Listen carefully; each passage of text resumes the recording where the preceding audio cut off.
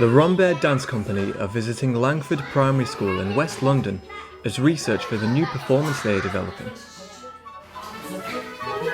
Their new piece of contemporary dance follows the day in the life of a group of children, exploring childhood, play, and creativity.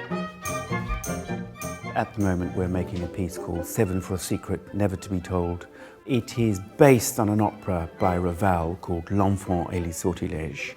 And we've made the whole cast of dancers children.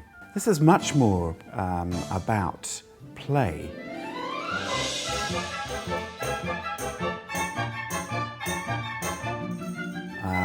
We know through our scientists in residence that play is very good for the brain.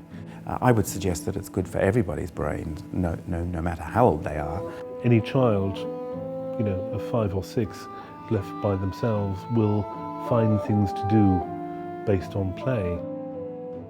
Playing is a way of being able to explore the world, to discover new things, and sometimes, but not always, in protective ways. So you can pretend to have a fight and therefore hopefully not end up doing too much damage.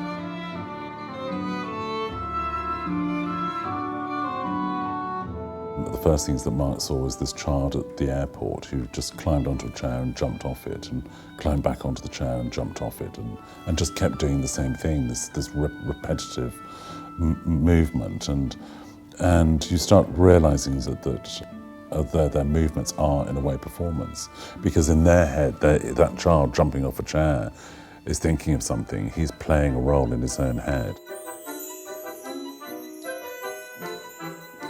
Especially with young children, just moves from one thing to the next. They can spend 4 hours just playing with one toy, or they can spend a minute like, I don't want that one today. So the piece seems like that. It seems like you have these kids who are playing together, then, oh, gone. But while they're focused on that one thing, it seems to be the most important thing in the world at that moment.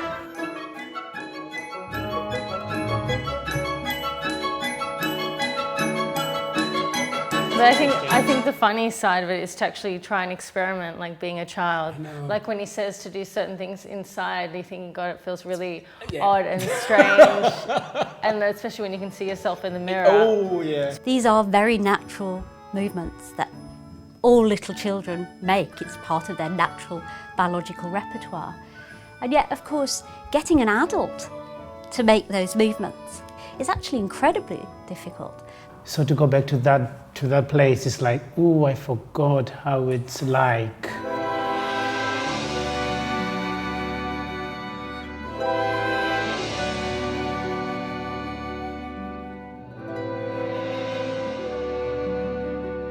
This piece is really hard, and that's why we rehearse so much, to just make sure that when we do it on stage, it just happens like that.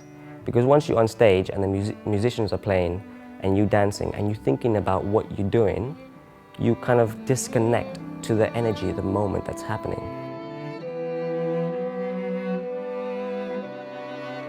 One of the things that is thought to separate human beings from the rest of the animal kingdom is our obsession, really, with spontaneously imitating. So if you stick your tongue out to a little baby, they'll stick their tongue straight back at you, just cause, no real reason why. Children love to copy, and when they're sick of that, they start making up their own stuff. I've heard artists talk about their work, visual artists talk about their work, and they all say that what they do when they're in the studio is they play around with some ideas, and that leads to some new ideas.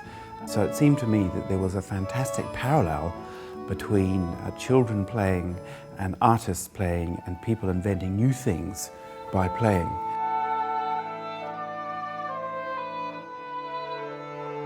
We have a duet in the piece, which is a dance together, but we're doing the same material. I mimic her a lot. I try. Mimic you. Yeah, I try to, like, almost for me, it's like I'm trying to get attention. I'm trying to get your attention.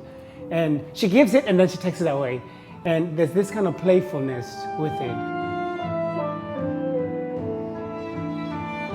I wanted to take these ideas to do with children's behaviour and make something beautiful and poetic. We've been working with a composer called McNeff, who is writing a whole new score, basing it on the music of L'Enfant et les Sortilèges.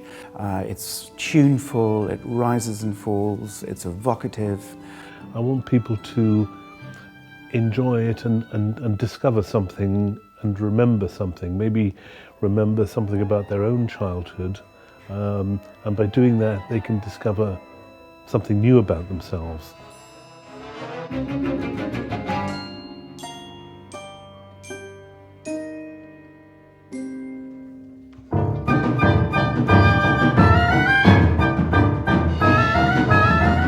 The one thing that we all have in common is that we were all kids once. Some of us still are. Some people never grow out of it. Some people wish they'd never left it behind.